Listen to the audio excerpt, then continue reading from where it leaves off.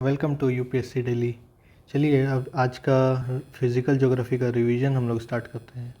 आज हम लोग पढ़ेंगे, आज से हम लोग स्टार्ट करेंगे क्लाइमेट। ठीक है, क्लाइमेट में सबसे पहले हम लोग पढ़ेंगे एटमॉस्फेयर के बारे में।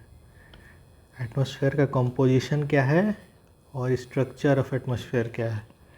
तो पहले कंपोजिशन देख लेते हैं। तो जैसा कि आप देख सकते हैं, कंपोजिशन में नाइट्रोजन जो एलिमेंट है वो सबसे ज़्यादा एटमॉस्फेयर में पाया जाता है 78.08%। फिर ऑक्सीजन है 20.95%, आर्गन है 0.93%, CO2 है 0.036%। सोचिए ये कंपोजिशन है CO2, इतना परसेंटेज एटमॉस्फेयर में। ठीक है, और ये थोड़ा भी इंक्रीज़ होता है तो कैसे हीट बढ़ जाता है, ग्लोबल वार्मिंग हो जाता है। और भी गैसेस होता है ग्लोबल ग्रीन हाउस गैसेस, पर ये भी CO2 भी कारण है। ठीक है, नियॉन है फिर 0.02%, और बाकी और भी गैसेस है। और ये एरोसोल्स है। एरोसोल्स में क्या आता है, solid liquid particles, small particles जो कि एटमॉस्फेयर में है उसको एरोसोल्स बोलते हैं। फिर आगे हम लोग देख लेते हैं, चलिए स्ट्रक्चर ऑफ एटमॉस्फेयर। तो ये अर्थ है। अर्थ का सबसे पहला जो लेयर होता है उसको बोलते हैं हम लोग ट्रोपोस्फेयर। फिर उसके बाद होता है स्ट्रेटोस्फेयर, फिर होता है मीजोस्फेयर, फिर होता है आयनोस्फेयर, और फिर होता है एक्सोस्फेयर, ऐसे। ठीक है, ये हो गया हम लोग का पूरा स्ट्रक्चर एटमॉस्फेयर का। चलिए एक और चीज़ देख लेते हैं। सन से जो वेव अर्थ की ओर आता है उसको हम लोग बोलते हैं शॉर्ट वेव। ठीक है, जैसे लाइट सन से अर्थ की ओर आता है तो वो शॉर्ट वेव है। और जो जो अर्थ के सरफेस पे पहुंचा और फिर वापस रिफ्लेक्ट होके जो आया, रिफ्लेक्ट हुआ, वो वेव होता है लॉन्ग वेव। और उसको बोलते हैं हम लोग, उसको टेरेस्ट्रियल वेव भी बोलते हैं, क्योंकि वो अर्थ के सरफेस से रिफ्लेक्ट होके आया है। ठीक है, चलिए इतना हम लोग समझ गए। अब हम लोग बढ़ते हैं ट्रोपोस्फेयर की तरफ। पहला हुआ ट्रोपोस्फेयर, पहला लेयर, तो वो देख लेते हैं। तो ट्रोपोस्फेयर का जो थिकनेस है वो 8 किलोमीटर है ऑलमोस्ट पोल पे। ठीक है, और 18 किलोमीटर्स है इक्वेटर पे।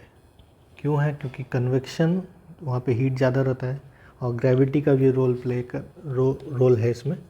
ठीक है, चलिए अब आगे बढ़ते हैं। ट्रोपोस्फेयर के बारे में हम लोग और क्या जान सकते हैं, ये हम लोग जान सकते हैं कि जैसे ट्रोपोस्फेयर में हाइट इंक्रीज़ होगा, हम लोग ऊपर जाएंगे, वैसे ही टेम्परेचर डिक्रीज़ होगा। यानी जैसे हम लोग ट्रोपोस्फेयर में ऊपर जाने लगेंगे वैसे टेम्परेचर गिरने लगेगा। ठीक है,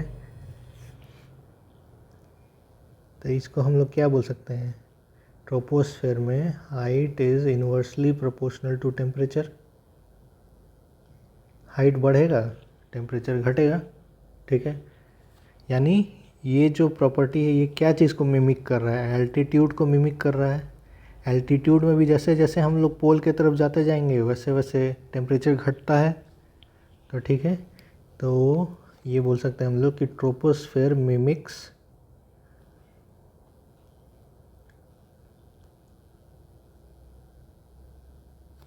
लैटिट्यूड।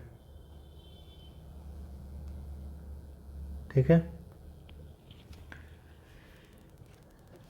अब ये देख लेते हैं हम लोग कि जो लॉन्ग वेव रिफ्लेक्ट हो रहा था उससे जो भी इसमें मटेरियल मतलब एलिमेंट्स होगा ट्रोपोस्फेयर में वो थोड़ा हीट होगा। तो हम लोग बोल सकते हैं कि troposphere is heated bye long wave.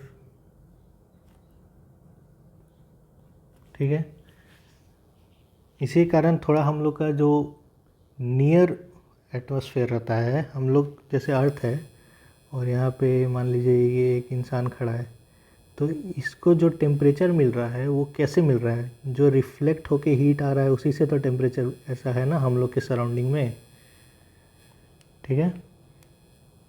तो वो क्या चीज़ से हो रहा है, तो ट्रोपो लॉन्ग वेव का जो है हीट उसी से हो रहा है। ठीक है, चलिए अब ये हम लोग देख लेते हैं कि जैसे हमने ये देखा कि हाइट बढ़ेगा तो टेम्परेचर घटेगा, तो कितना हाइट बढ़ने पे कितना टेम्परेचर घटेगा। तो अगर 1 किलोमीटर हम लोग ऊपर गए एटमॉस्फेयर में तो ऑलमोस्ट 6.5 डिग्री सेल्सियस टेम्परेचर घटता है, ठीक है। तो लैप्स रेट क्या निकला, टेम्परेचर का लैप्स रेट क्या निकला, 6.5 डिग्री सेल्सियस पर किलोमीटर, है ना। ये ट्रोपोस्फेयर में है, इसमें तो कोई दिक्कत नहीं होगा। ट्रोपोस्फेयर का लैप्स रेट, अच्छा ये देखिए ये ट्रोपोस्फेयर है 18 किलोमीटर तक है इक्वेटर पे, ठीक है। इसके बाद स्ट्रेटोस्फेयर है, तो दोनों के बीच में एक डिसकंटिन्यूटी हुआ ना कि यहाँ से अब स्ट्रेटोस्फेयर स्टार्ट हो गया, तो उस डिसकंटिन्यूटी को हम लोग बोलते हैं ट्रोपोपॉज। देखिए नाम से ही समझ में आ रहा है कि यहाँ पे ट्रोपोस्फेयर रुक गया, अब स्ट्रेटोस्फेयर स्टार्ट हो गया, है ना, ट्रोपोपॉज बोलते हैं। और यहाँ पे ट्रोपोपॉज पे मिनिमम टेम्परेचर हो जाता है -80 डिग्री सेल्सियस। ये मिनिमम टेम्परेचर है, सोचिए कितना ठंडा हो जाता है ट्रोपोस्फेयर जहाँ पे एंड हो रहा है वहाँ पे। ये डिसकंटिन्यूटी हो गया, उसका नाम है ट्रोपोपॉज, ठीक है। चलिए अच्छा एक और चीज़ देख लीजिए, अल्बीडो क्या होता है। अल्बीडो का मतलब होता है कि प्रपोर्शन ऑफ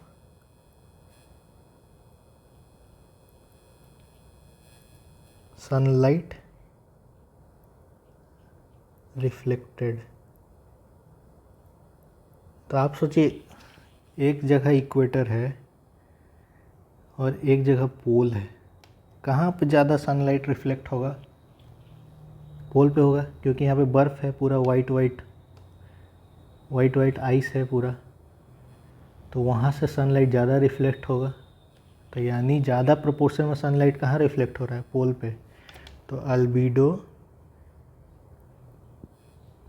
हायर ऑन पोल, है ना। अल्बीडो थोड़ा लो होगा, थोड़ा नहीं बहुत डिफरेंस आ जाता है, लो होगा इक्वेटर पे। चलिए यहाँ तक सब क्लियर है।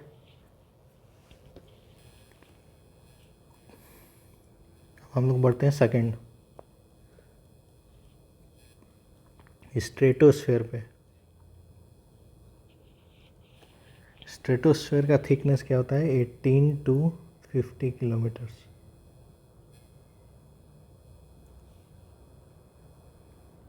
ठीक है। 18 किलोमीटर से शुरू हुआ 50 किलोमीटर तक गया, ठीक है। अब इसमें हम लोग को क्या क्या देख सकते हैं, तो जो यूवी रे आता है सन का वो इसी लेयर में ऑब्जॉर्व होता है,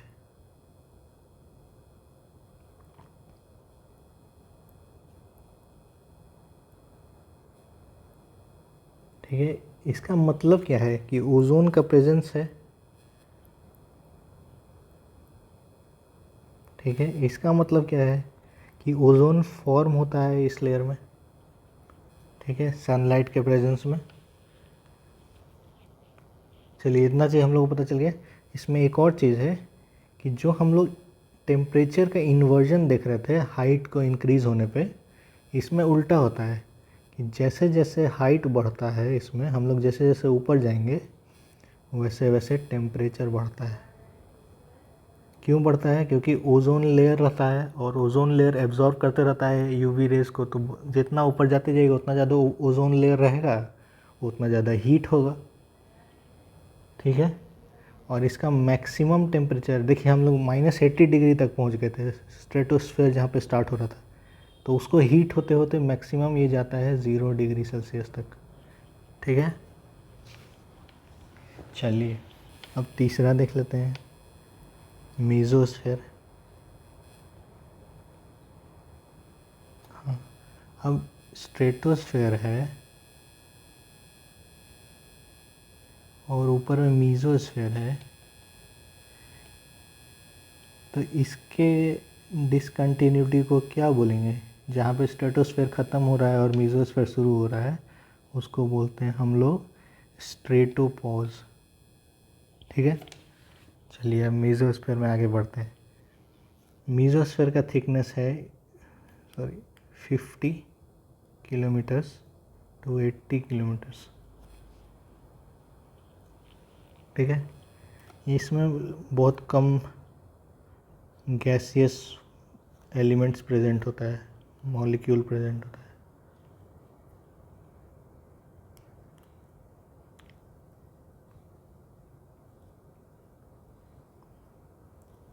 ठीक है, इसमें फिर उल्टा हो जाता है, इसमें ओजोन तो है नहीं, तो जैसे जैसे हाइट बढ़ता है वैसे वैसे टेम्परेचर कमता है, तो हाइट फिर इसमें हो जाता है इन्वर्सली प्रोपोर्शनल टू टेम्परेचर।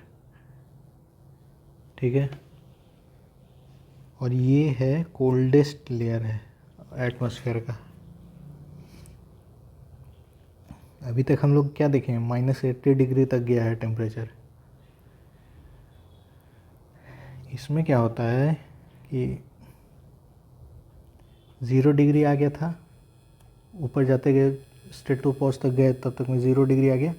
अब मीजोस्फेयर में ऊपर जाते गए तो इसमें, जैसे ये मीजोस्फेयर है,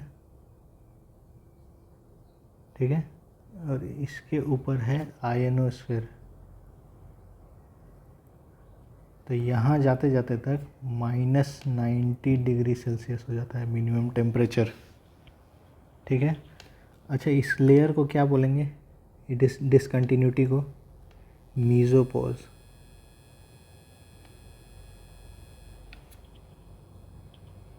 ठीक है,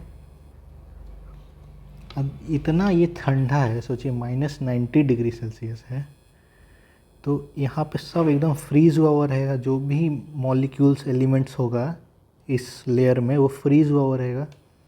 तो जब बाहर से कोई मीटियोराइट या कुछ आता है तो बहुत ज़्यादा चांस रहता है, हाई प्रोबेबिलिटी रहता है कि बर्न हो जाए।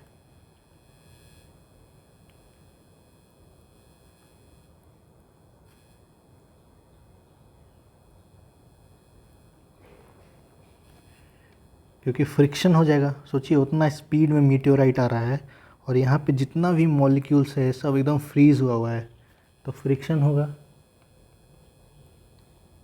बहुत ज़्यादा, तो उस फ्रिक्शन से जो बर्न हो जाएगा मीटियोराइट। ठीक है, चलिए नेक्स्ट लेयर देख लेते हैं, आयनोस्फेयर। देखिए नाम से ही पता चल रहा है कि इसमें आयंस प्रेजेंट होगा। आयंस क्या होता है? चार्ज्ड पार्टिकल्स होता है।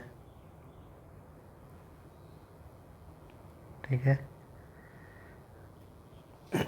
इसमें क्या होगा, टेम्परेचर इंक्रीज़ होगा हाइट के इंक्रीज़ होने से, यानी डायरेक्टली प्रोपोर्शनल है, इन्वर्सली प्रोपोर्शनल नहीं है।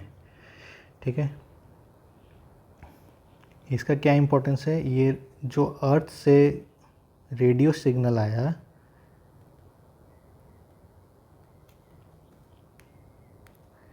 रेडियो सिग्नल उसको रिफ्लेक्ट कर देता है।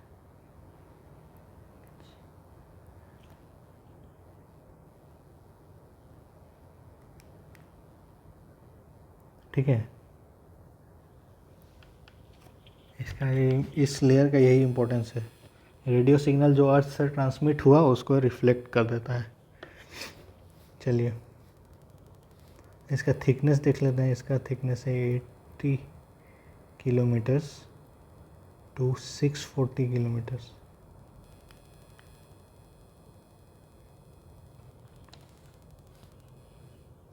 फिफ्थ देखते हैं। फिफ्थ क्या है? फिफ्थ है एग्जोस्फीयर।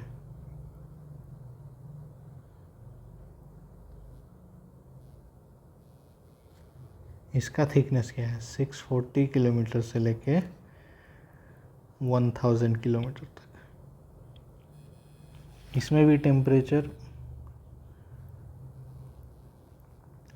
डायरेक्टली प्रोपोर्शनल रहता है हाइट से।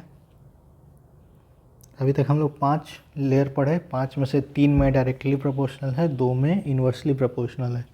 इन्वर्सली प्रोपोर्शनल किस में है? मीजोस्फीयर में और ट्रोपोस्फीयर में, ठीक है, फर्स्ट और थर्ड लेयर में, ठीक है, इसमें तो कोई डाउट नहीं है। एग्जोस्फीयर में बहुत रेयरली एकदम फैला हुआ रहता है एलिमेंट्स।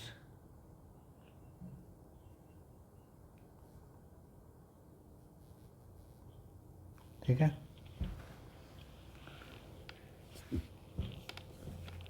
अब हम लोग जान लेते हैं, एक लाइन होता है, टर्म है कार्बन लाइन। कार्बन लाइन ये एक इमेजिनरी लाइन है 100 किलोमीटर में, ठीक है, अर्थ सरफेस से। तो जैसे ये अर्थ है तो यहाँ से ये 100 किलोमीटर पे एक लाइन है, ये जैसे इसको बोलते हैं हम लोग कार्बन लाइन।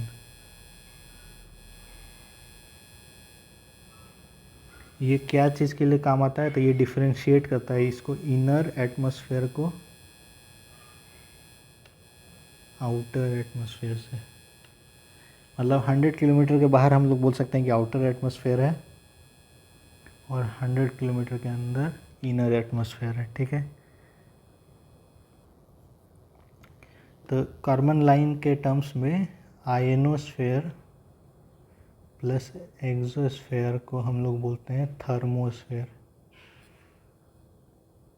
ठीक है, छोटा छोटा चीज़ है। और होमोजेनिटी के बेसिस पे देख लेते हैं।